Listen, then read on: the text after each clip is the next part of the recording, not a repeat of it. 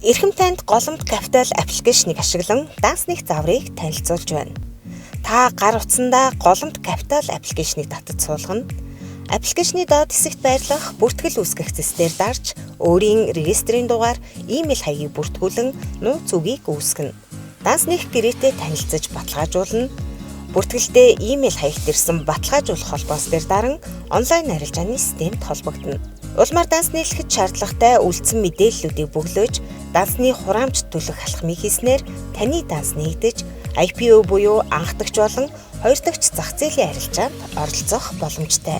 Та захиалга өгөхдөө аппликейшны дээд хэсэгт байрлах хувьцаа, IPO, бонд гэсэн зэснээс өөрийн сонголтыг хийнэ.